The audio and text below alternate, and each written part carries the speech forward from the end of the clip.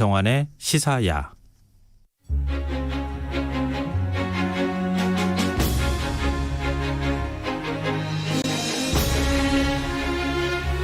문화재청 국릉유적본부 세종대왕 유적관리소가 최근 흥미로운 주제의 온라인 전시회를 열고 있습니다.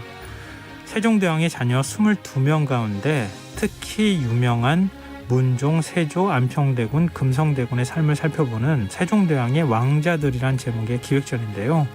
이 전시를 계기로 세종이 어떻게 22명에 달하는 자녀들을 낳았는지, 그들은 어떤 인물들이었을지 살펴보면 어떨까요? 흔적의 역사 경향신문 이기환 선임기자 나와 계십니다. 안녕하세요. 안녕하십니까. 예. 세종대왕이 골골했다고 하는데 굉장히 아프다고 그랬는데 어떻게 22명이나 자녀를 둘 수 있을까? 그렇게 생각하시는 분들이 있을 것 같아요. 근데 세종대왕의 자녀들에 대한 얘기는 우리가 별로 관심을 안 가졌던 것 같아요. 아버지가 너무 그렇습니다. 큰 인물이어서 그랬나 봐요. 예, 뭐 그 얘기에 앞서 한 가지 질문 하나 드리면 세종의 아버지가 태종이지 않습니까? 네네. 태종의 업적이 뭔 줄 아십니까? 태종의 업적이요? 네. 잘 기억이 안 나는데요. 뭐 우리가 교과서에서는 개국한 조선 왕조의 기틀을 쌓으려고 애쓴 임금이다 이렇게 얘기를 할 텐데 사실 필설로 다 할 수 없는 업적이 하나 있죠. 그건 뭐냐면 불세출의 성분이신 세종대왕을 낳으셨다라는 거죠. 무엇보다 중요한 거는 장남인 양녕대군한테 왕위를 물려주지 않고 바로 셋째 아들인 충녕대군의 자질을 알아보고 물려준 거다. 뭐 진짜 그거는 필설을 다 할 수 없는 업적이죠. 그 중요한 업적을 왜 생각을 못했을까요? 그러니까는요. 아 참. 근데 그 태종 임금이 아니었다면 뭐 당연히 세종대왕이 나올 수 없었을 거고, 그건 뭐 어느 사람이나 다 마찬가지일 텐데요. 근데 세종대왕은 학문에 관심이 많은 줄 알았는데 자녀가 22명씩이나. 그렇습니다. 그래서 뭐 우리가 뭐 많이 짐작은 하고 계실 건데 정부인인 소원왕후와 사이에는 팔남이녀를 두셨고, 그다음에 후궁이 5분이에요. 그러니까 뭐 부인이 6명이라고 볼 수가 있는 건데요. 10남이녀를 뒀기 때문에 뭐 총해서 18남 4녀의 자녀를 보았습니다. 근데 보통 우리 이제 그 조선 왕조를 다룬 드라마 보면은 그렇게 아들 못 나와가지고 그러게 말이에요. 결국은 궁에서 쫓겨나고 이런 일들이 많이 있는데 어쩌면 이렇게 할 때 우리 보통 다복하다 그래야 어떻게 이렇게 아들 복이 많았어요? 지금 같으면 좀 뭔가 아들만 난다 큰일 날 얘기지만 당시로 보면 이제 그 타율이 좋았다. 뭐 22타수 18안타 이렇게 할 수 있을 것 같은데 왕실의 경사였을 것 같은데, 왜냐하면 왕조 시대에는 사실은 왕자 생산이 왕실의 번영을 가져온다라고 했기 때문에 지금과는 좀 다른 거죠. 그리고 세종대왕 업적 뭐 말할 나위도 없는데 또 이런 분이 또 이런 자식복까지 많았었으니까 어떻게 보면 대단한 건데, 그러고 보면 세종대왕님 당신의 능력의 끝은 과연 어디입니까? 라고 우리가 또 감탄사를 지를 정도로. 좀 오해하시지 않았으면 좋겠습니다. 이건 뭐 그 시대의 얘기를 우리가 하는 지금은 겁니다. 지금 그렇게 얘기하면 절대 안 큰일 되는 나는 거고요. 얘기죠. 근데 세종대왕은 진짜 병약한 왕으로 많이 알려져 있잖아요. 뚱뚱하고 그리고 계속 병에 시달렸던 왕이라고 알고 있거든요. 아마 그 좀 처음에는 안 그랬을 것 같긴 한데요. 뭐 좀 몸이 뚱뚱하고 그래서 아버지인 태종이 상왕 시절에 주상은 너무 고기를 좋아하십니다. 제발 운동 좀 하세요라고 이제 걱정을 하는 게 실록에 나오기도 하고, 실제로 세종대왕 운동은 하지 않고 책만 밤새도록 읽고 독서광이고 그다음에 일만 또 드립다 하고 이랬거든요. 그래서 심지어는 아버지가 책을 모두 다 뺏었다 그럽니다. 좀 책 좀 보지 말라고 그랬더니 딱 한 권이 떨어져 있었는데 그 책을 1100번이나 읽었다라는 게 그 실록 이런 데 나옵니다. 한 권을 1100번을 읽었다고요? 그렇습니다. 와, 진짜 대단한 공부벌레 책벌레였네요. 그러니까 이제 운동은 안 하고 앉아서 책만 뒤져보고 정사 펼치고, 그래서 이제 저 같은 경우는 세종을 두고서 뭐라 그러냐면 앉아있는 종합병원이다. 걸어다니는 종합병원도 아니고 걸어다니지도 않았으니까 뭐 이런 표현도 하는데요. 실록에 나오는 병만 해도 당뇨, 두통, 이질, 다리 부종, 수전증, 풍질, 임질 뭐 이런 갖가지 질병에 시달렸다는 걸로 유명을 하는데, 특히나 이제 그 하루에 물을 한 동이 이상 들이켰다. 그럴 만큼 어떻게 보면 그것이 이제 지금으로 따지면 소갈증인데 당뇨병이라고 할 수가 있고, 그러면 한 걸음 앞에 사람도 분간할 수 없을 만큼 눈병이 시달리기도 했다. 이거는 뭐 분명한 당뇨병의 합병증이죠. 뭐 이럴 가능성이 크고, 그다음에 몸이 그 지경이었는데도 어떻게 보면 부인 6명을 거느리고 또 22명의 자녀를 낳았으니까 어떻게 보면 대단한 분이다라고 할 수가 있습니다. 근데 그 자녀들도 그렇게 좀 세종을 많이 닮았다면서요? 그렇습니다. 뭐 이 자녀만 많은 게 아니라 그 이 소원왕후하고 사이에 난 팔라 미녀를 봐도 부모를 빼닮아서 그런지 한결같이 똑똑했다. 그래서 22명의 자녀를 다 알아볼 수는 없기 때문에 우리가 네. 정부인을 통해서 우리가 알 수 있는 팔라 미녀는 정말 다 똑똑했다라고 볼 수가 있죠. 부러운데요. 그렇습니다. 아니 참 똑똑하기도 하고 자녀들도 이렇게 똑똑하다 그러면 많은 부모 입장에서는 사실 부러워할 만한 일이긴 하잖아요. 그렇죠. 그래서 뭐 문종, 세조, 안평대군 물론이거니와 뭐 임영대군, 광평대군, 금성대군, 평원대군, 영흥대군 그래서 팔람이 있고 그다음에 그 이 첫째 딸은 일찍 죽었어요. 13살에. 근데 그 외에 둘째 딸이 계신데 이분이 또 대단한 분인데 나중에 좀 얘기하겠지만 정의공주라는 분이 있습니다. 문종, 수양대군, 안평대군 이렇게 세 사람은 뭐 우리 드라마에도 많이 나오고 영화에도 많이 등장하고 그렇습니다. 그럴 정도로 좀 특출났던 모양이에요. 그렇죠. 그래서 뭐 장남의 문종은 5대 임금으로 등극을 했고 네. 그리고 이분이 또 세자로 지낸 기간이 좀 길었죠. 그러니까 37살에 왕이 되셨는데요. 그 39살에 돌아가셨거든요. 그러니까 재위 기간이 2년 3개월 정도 되는데 그래도 이 업적은 상당히 남겼습니다.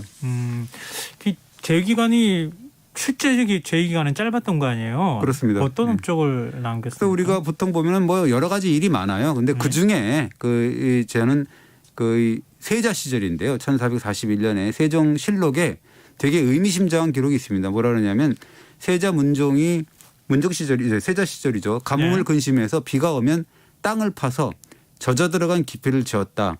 정확한 푼수를 알려고 고리로 만든 원통인 기구를 궁중에 설치하고 또 여기에 고인 빗물의 정도를 조사했다라는 기록이 있거든요. 이거 추국이 아닙니까?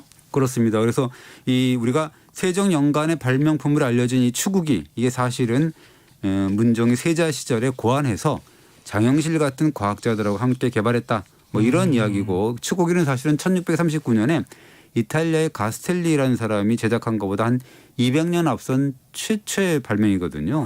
그리고 연료실 기술을 보면 문종이 천문을 잘 관측을 하고 그다음에 날씨 예보 같은 데 정교해서 예를 들자면 우레가 어느 때에 치고 어느 방에서 일어난다고 예언을 하게 되면 뒤에 반드시 맞았다라고 기록을 했거든요. 그러니까 이거는 문종이 정말 그 어렵다는 천문학에도 조예가 깊었다라는 거를 확실한 팩트로 우리가 알 수가 있는 거죠. 근데 세종 때부터 사실 천문학에 굉장히 관심이 많았잖아요. 네, 그렇습니다. 네, 그걸 또 그대로 이어받았다고도 볼 수 있을 것 같은데. 보통 그때 연간에 나온 발명품이나 이런 것들은 전부 세종의 업적이긴 하지만 물론 뭐 그 중간에 세자라든가 과학자들이 또 실무로 맡았다는 그런 얘기가 될 수가 있는 거죠. 근데 둘째 아들인 수양대군 역시 만만치 않은 인물이죠. 그렇습니다. 그래서 뭐 이 결정적인 흠은 뭐 조카를 죽이고 왕위를 찬탈한 게 흠이지만 우리가 그 교과서적인 업적은 뭐 나라를 효율적으로 다스리고 중앙집권 체제를 강화하고 뭐 여러 제도를 가다듬고 고년제를 정비하고 직전법을 실시하고 여유든족을 축출하고 뭐 이런 업적으로 꼽거든요. 좀 아무래도 좀 힘쓰는 거를 좀 한 것 같은 그런 느낌을 받는데 또 실제로 그렇게 또 많이 표현을 하기도 하고. 근데 한글 창제하고 보급에 굉장히 큰 도움을 줬다고요? 어찌 보면 저는 그래서 수양대군 세조의 가장 혁혁한 공적이 그거 아니냐라고 하는데 그래서 세조는 수양대군 시절에 세종대왕의 명을 받아서 석가모니 일대기인 석보상조를 편찬하고 이를 훈민정으로 번역을 했거든요. 그러니까 아버지 세종은 이 석보상조를 보고 또 어린천강지국이라는 노래를 지었습니다. 그래서 수양대군은 나중에 왕에 오른 다음에 석보상졸과 또 어린천강지국을 합본 형태로 또 합쳤어요. 그래서 간행을 한 게 어린석보인데요. 거기 서문에 이렇게 썼습니다. 어머니 소원왕후가 갑자기 돌아가셔서 세종께서 그 명복을 빌기 위해서 자기한테 얘기를 했다는 거예요. 수양대군 너 석가 일대기를 번역해서 만들라라는 명을 내렸다는 겁니다. 그래서 이 그러니까 수양대군 세조가 석보상조를 만들고 훈민정을 번역하니까 그래서 세종한테 올렸더니 세종이 어린천강지국에 노래를 지었다. 이렇게 이제 분명하게 기록을 했거든요. 참 수양대군을 우리가 이런 면도 한번 좀 조명해 봐야 되겠구나. 그렇습니다. 그런 생각이 좀 드는데요.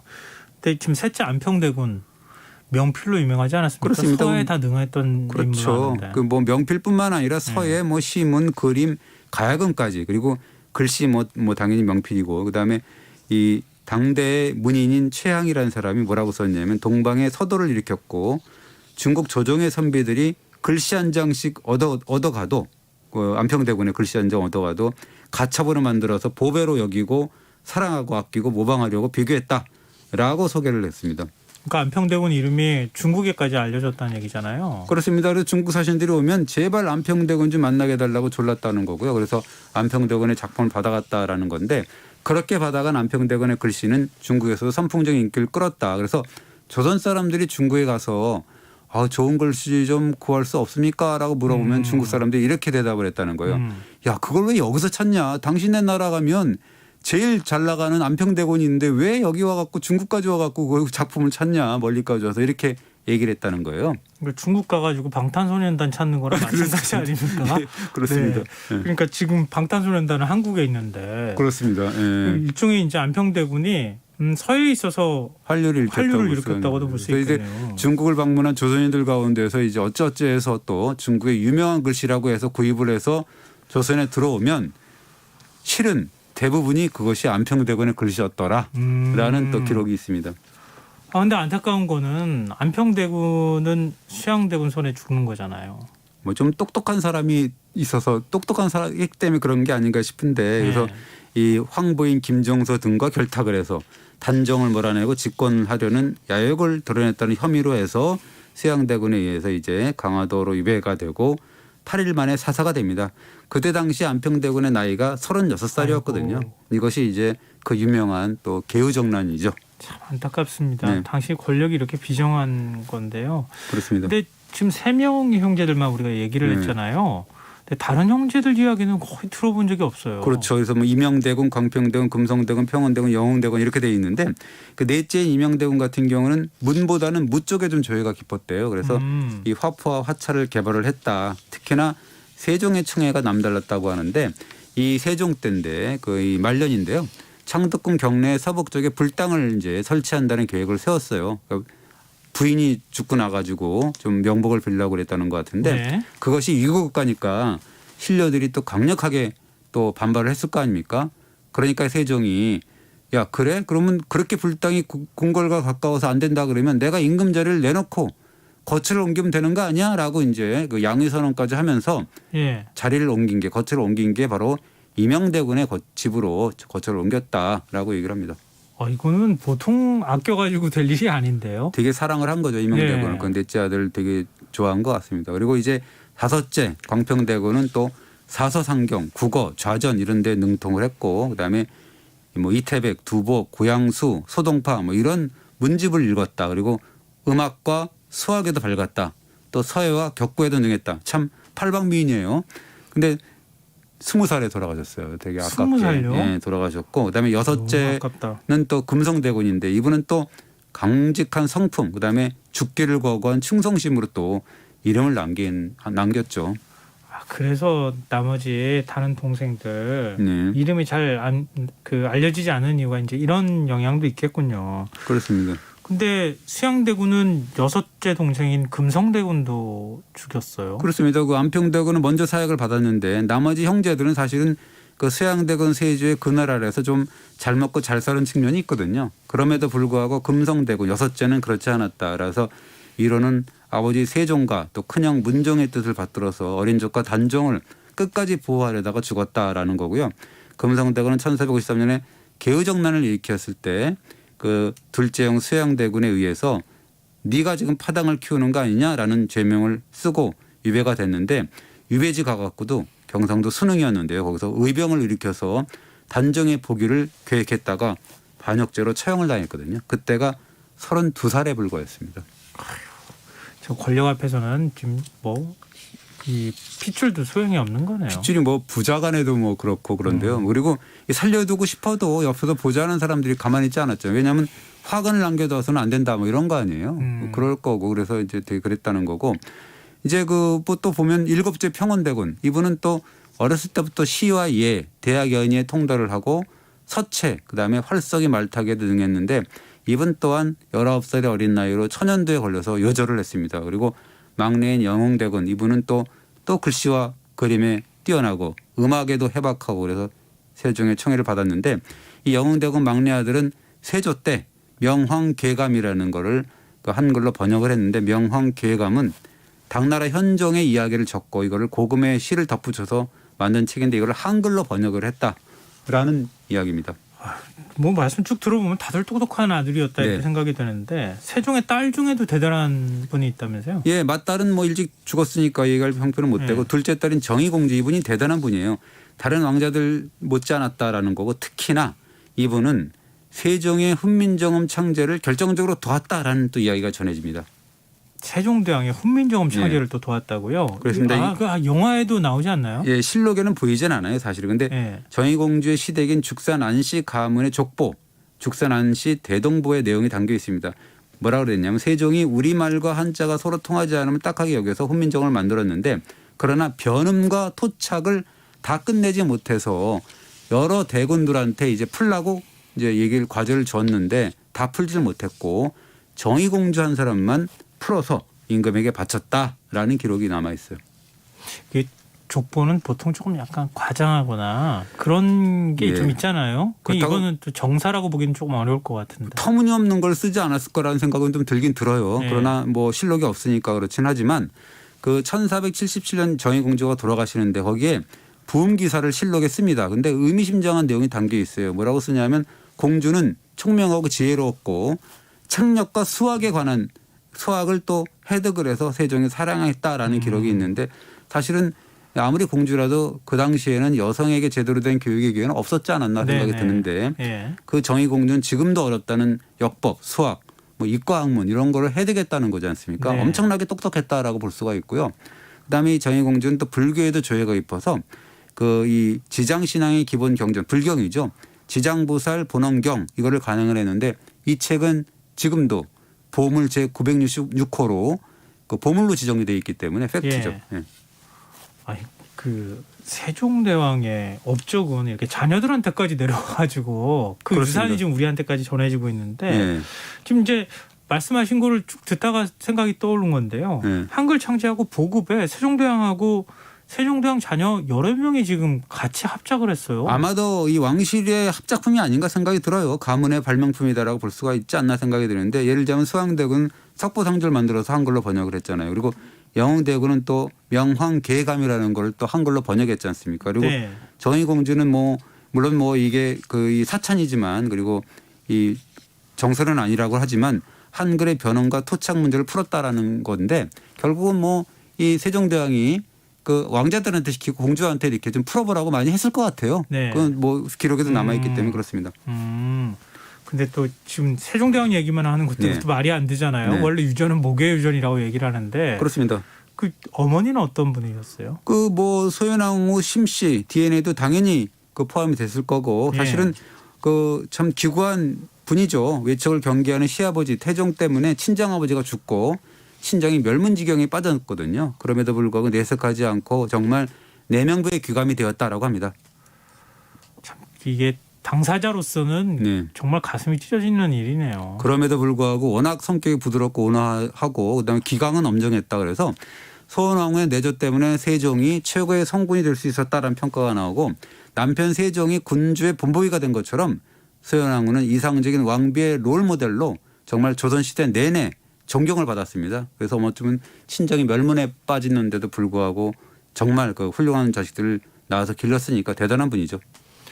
우리가 너무 역사를 몇몇 영웅 중심으로 배우고 있는 건 아닌가? 그런 생각이 들었어요. 남성 중심으로도 배운 것 같아요. 남성 중심으로도 배운 것 같고. 아버지만 얘기를 했으니까요. 그러니까 소원왕후도 조금 더 사료를 발굴하거나 이렇게 할 필요도 있겠어요. 그렇습니다. 또 한편으로는 세종대왕이 부럽기도 하고 그러는데 왜 조선은 세종대왕이 계셨을 때가 조선시대 최고 전성기라고 얘기하는지 그 이유를 알 것 같네요. 네, 그렇습니다. 네. 오늘 흔적의 역사 지금까지 경향신문 이기환 선임 기자와 함께했습니다. 오늘 역사 얘기 재밌었습니다. 고맙습니다. 네, 감사합니다. 오늘 모바일 상품권 당첨자는 홈페이지 공지사항에서 확인하실 수 있습니다. 김성환의 시사야. 오늘 시사 모두